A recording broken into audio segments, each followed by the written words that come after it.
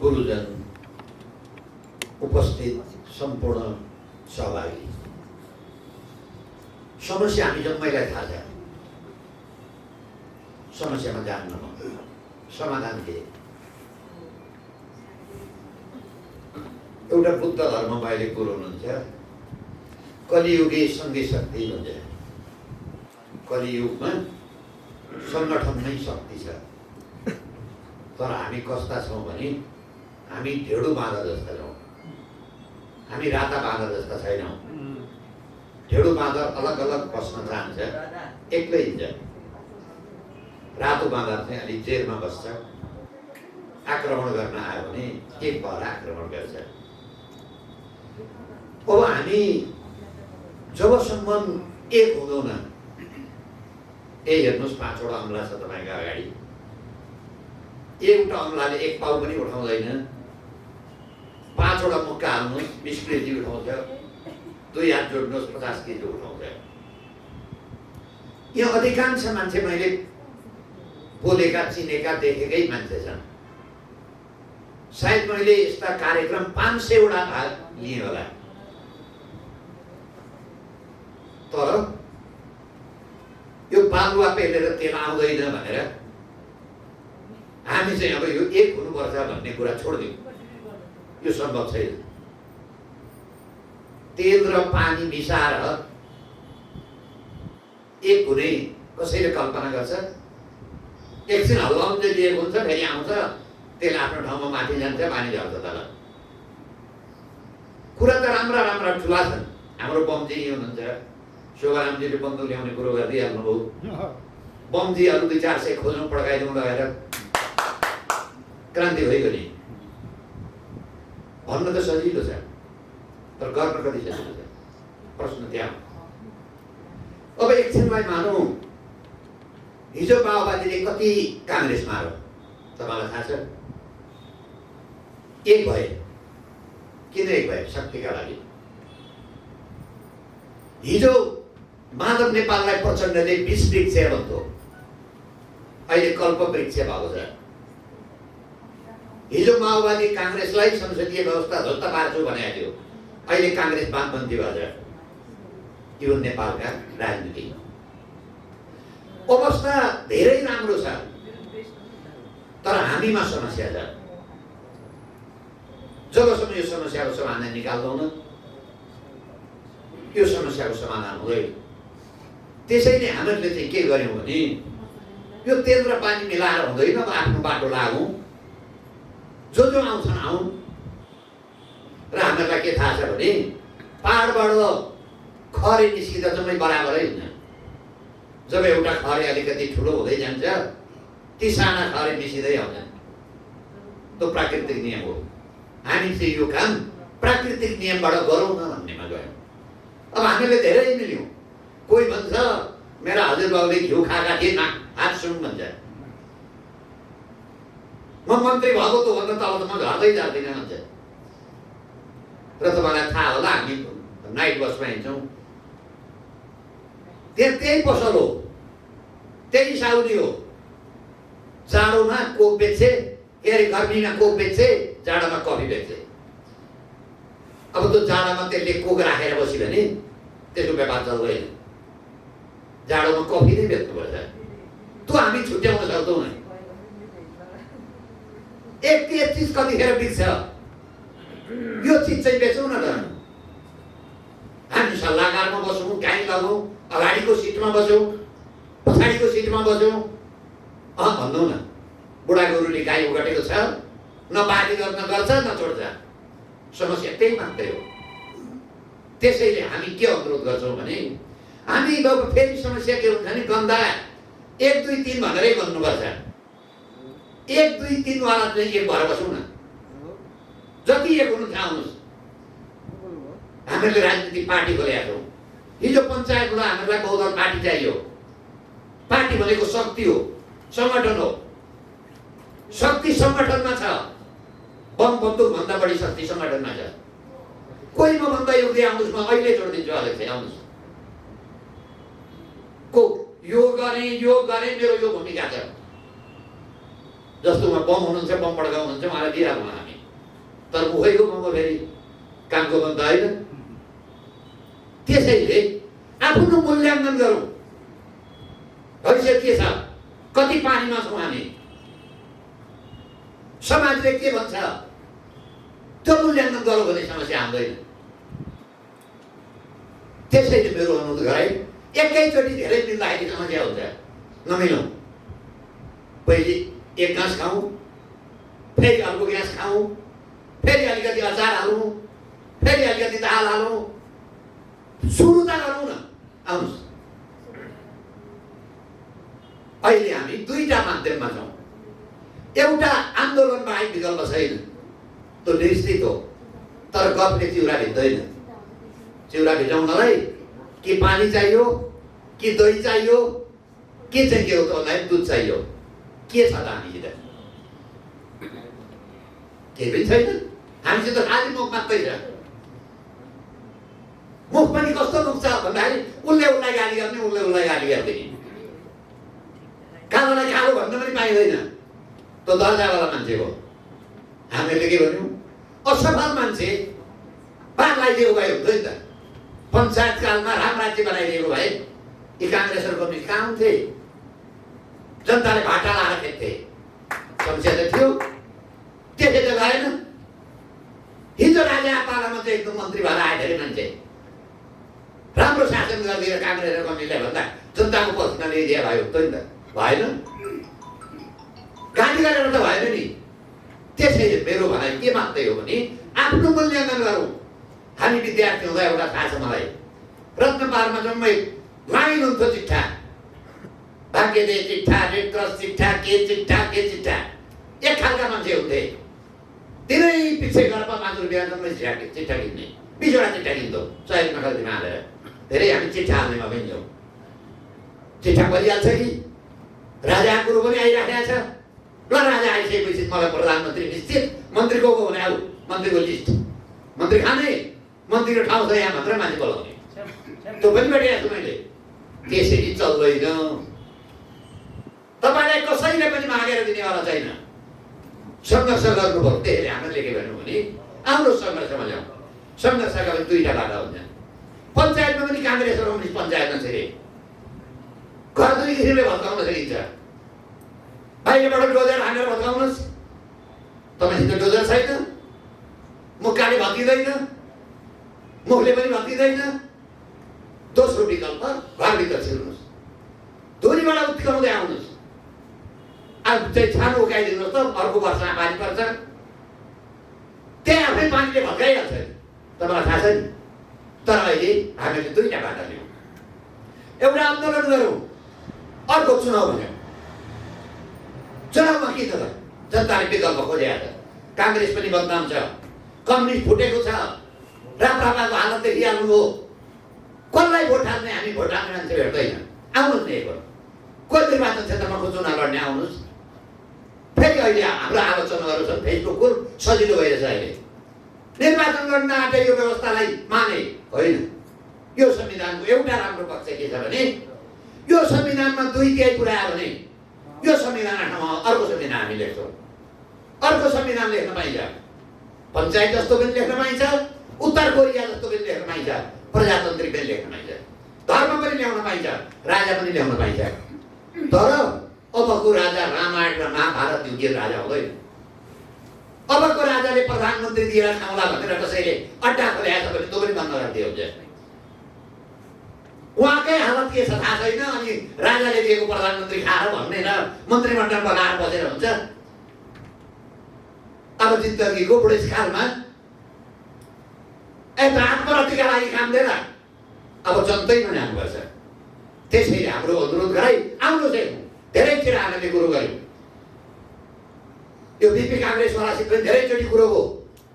उहाँहरूसित धेरै हामी नजिक छौँ। हामीले साझा विवेक सिस्टमले कुरो गर्दैछौँ। हामी चाहिँ सिपी मैनालीसित पनि कुरो गर्दैछौँ। धेरैवटा संस्थासित कुरो गर्दैछौँ हामी।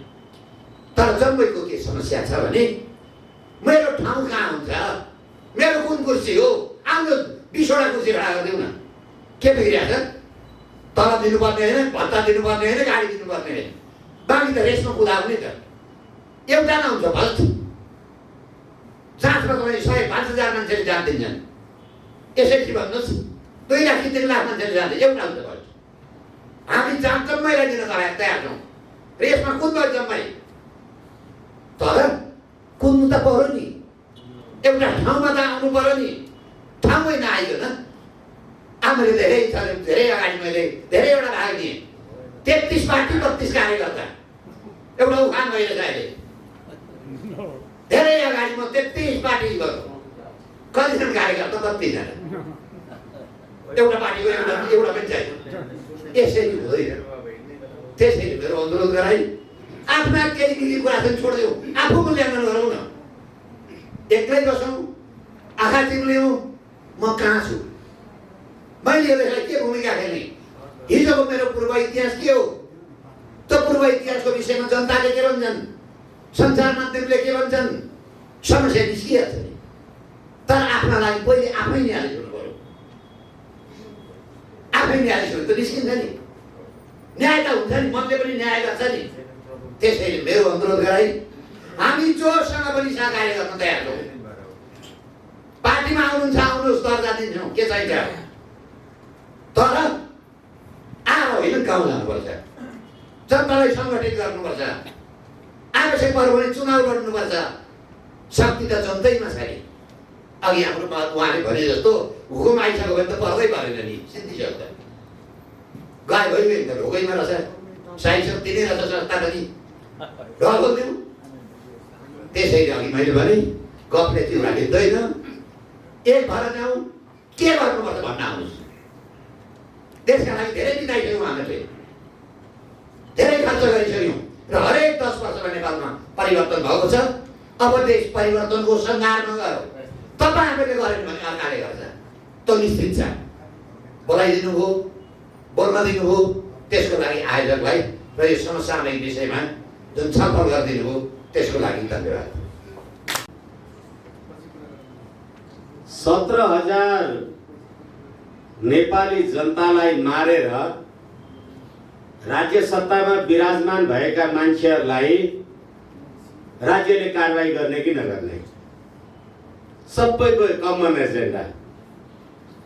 त्यति सत्य निरूपण तथा मेलमिलाप आयोगमा भएका 60,000 उजुरीमाथि कारबाही गर्नुभयो भने यो काशीनाथ तिवारीदेखि लिएर दरबार हत्याकाण्डसम्मका सबै अपराधीहरू आउँछन्, वे आउट हुन्छ। एउटा कुरा। र अर्को कुरा के हो भने सिद्धान्तका कुरा धेरै छन्, अब त्यो कुरा नगरिराखौँ। र अर्को कुरा के भने नेपाली जनताको सहभागितामा यो संविधान बनेको होइन भने हामी नेपाली जनताले यो संविधान अन्तर्गत रहेर यो राज्य व्यवस्था किन मानिरहेका छौँ। आखिर कुदेर त कोही सिंहदरबार पुग्या होइन। तपाईकै आमा बुवा दाजुभाइ दिदी बहिनी मार्ने मान्छेहरूलाई लाइन लागेर भोट दिने तपाईँहरू हो। अनि अब अहिले पर्चनलाई गाली गरे पनि केपी ओलीलाई गाली गरे पनि अफै छैन। त्यसकारणले दुईटा कुरा, राज्य सत्ता भनेको आइदर सफ्ट पावर और हार्ड पावर। अब अहिले साथीहरू हिँडिहाल्नुभयो, त्यो पार्टीका ठुल्ठुला साथीहरू एकछिन कुरा सुनेको भए हुन्थ्यो। हामी दुईटा कुरा गर्न सक्छौँ, अथवा सनातन संस्कृति समाजको तर्फबाट एउटा जिम्मेवार व्यक्तिको तर्फबाट म तपाईहरुलाई भन्न सक्छु, हामी दुईटा कुरा गरौँ। एउटा कुरा, हामीसँग राज्य सत्तालाई विद्रोहद्वारा पल्टाउन सक्ने जनमत छ। जनमत छ भनेदेखि निर्वाचनलाई बहिष्कार गरौँ। होइन भनेदेखि एउटा अंग्रेजीमा भनाइ छ, if you rape by someone, if you can retaliate it, if you cannot enjoy it. तपाईलाई कसैले बलात्कार गर्यो भने सक्नुहुन्छ त्यसलाई मारिदिनुहोस्, सक्नुहुन्न आनन्द मनाउनुहोस्। त 94% ओमकार परिवार बसेको देशका मान्छेहरूले धर्मनिरपेक्षको संविधानमा किन मत हाले होला? बुद्धि बाहिरबाट आयो होला, पैसा बाहिरबाट आयो होला, जे बाहिरबाट आयो होला। लाइनमा लागेर भोट हाल्न त भारत, अमेरिका, चीन, जापानबाट त आएनन् नि। हामीले चाहिँ के गर्यौं? हामी आफ्नो कर्तव्य पुरा नगर्ने, अनि त्यहाँको बच्चालाई पछाड्न त पछाड्न थिए, खुट्टै टेक्न दिँदैन भन्थे अरे। अनि त्यहाँबाट अहिले सत्तामा बसेका मान्छेहरूसँग कुरा गर्ने हामी। हिजो मात्रै अथवा हामीले धेरै हेरिराखेका छौँ, 1 अर्बको सुनको जलहरी सर्वहाराको अधिनायकवादको प्रधानमन्त्रीले पशुपतिमा चढाउँदा यो देशका तपाईँ हामी हिन्दू धर्मावलम्बीहरू कहाँ छौँ? किनभने त्यो 1 अर्बको सुनको जलहरी त राष्ट्रको ढेकुटीबाट आएको पैसा हो नि। त्यहाँ कर त क्रिस्चियनले पनि तिरेको होला, मुसलमानले पनि तिरेको होला।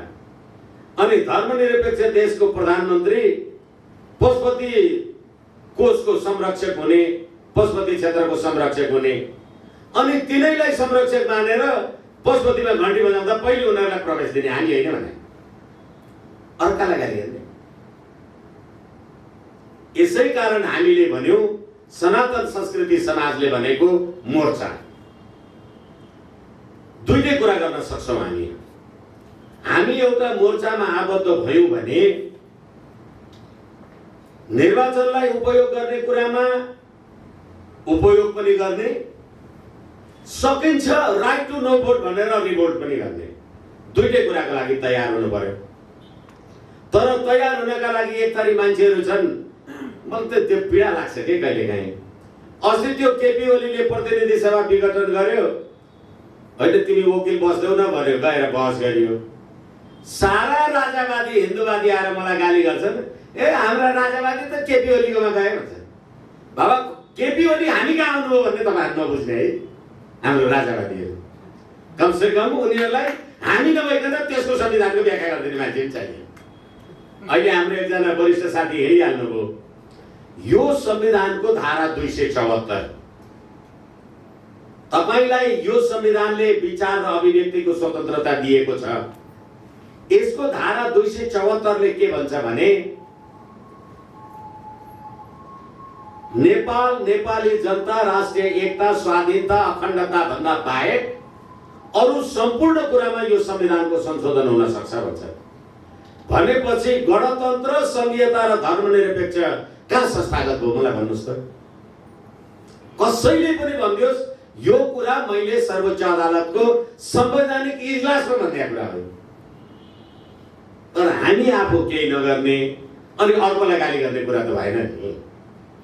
17,000 मान्छे मार्नलाई सलाम गर्नका लागि हामीले जागिर पाएर बसेका सेना प्रहरीका केटाहरू छैनन्। मुलुकको सेनालाई लकीरको फकीर भन्यो यो देशको रक्षा मन्त्रीले। यो देशको सेना कहाँ छ? हिजो भर्खरै माधव नेपालजी र केपी ओली शर्माजीको पार्टी उनीहरूको गुट मिलेर नमिल्ने कुरामा अब अहिले धर्मसापेक्ष हिन्दू राष्ट्र र संघीयताको विरुद्धमा उहाँहरू लाग्नु भएको छ। हामीले भन्यौं अस्ति पनि सनातन संस्कृति समाजले गरेको एउटा भर्चुअल मिटिङमा नेपाललाई हिन्दू, बौद्ध, किराँत, पूर्वीय दर्शनको सभ्यता स्थल बनाऊ भनेर हामीले भर्चुअल मिटिङ सिटिङ आदि इत्यादि जे गर्यौं। त्यसमा जे संलग्नता भयो भएन। तर आज आएर यो देशको सर्वहारा हो भन्ने मान्छेहरू अब संघीयता र धर्मनिरपेक्षताको बारेमा उहाँहरूको बीचमा द्वन्द्व हुन थाल्यो। अब विदेशीले गर्दिन्छ कि गर्दिँदैन अब त्यसको बारेमा अब समय छैन भन्दा भन्दै फेरि मैले पनि लामो समय लिइसकेका र तर पनि अहिले राज्य सत्ताको असफलताको लागि उहाँहरूको असफलताले गर्दा हामीले खुसी मनाएको मात्रै हो। हामी आफूले कुनै महान काम गरेर खुसी भएको होइन। यसकारणले गर्दा एउटा संयुक्त मोर्चा बनाऊ र त्यो मोर्चामा राजनीतिक विचारधाराद्वारा एक ठाउँ बस्न सकिन्छ र निर्वाचनको विरोध गर्ने त्यो पनि ठाउँ ठिक छ, अनि निर्वाचनको समर्थन गरेर मत हाल्ने त्यो पनि कुरा ठिक छ। किनभने हामीले आफ्नो मान्यता स्थापित गराउनका लागि हरेक प्रतिकूल अवस्थामा आफूलाई परिलक्षित गर्नै पर्छ र पोपको भ्याटिकन सिटी जसरी संसारका त्यो धर्मावलम्बीहरूका लागि एउटा पवित्र स्थल छ, त्यसै गरेर नेपाललाई पवित्र स्थल बनाउन पनि सकिन्छ। तर पनि फेरि पनि यो अहिले जे जति अपराधी र कसुरदारहरूलाई राज्य सत्तामा पुर्याउने काम नेपाली जनताले गरेका छन्, मतदानको माध्यमद्वारा हामीले जनतालाई यो कुरामा जागरुक गर्यौं भने मलाई लाग्छ हाम्रो मोर्चा सफल हुन्छ। र अहिले धर्मगुरुहरू होलान् अथवा पार्टीका व्यक्तित्वहरू होलान्, मलाई एउटा तितो अनुभव छ। एक लाइन सुनाएर मैले टुङ्ग्याएँ। संविधान सभाको दोस्रो निर्वाचनको कार्यकालमा अर्घाखाँची भन्ने ठाउँतिर कतै त्यो गएको थिएँ म।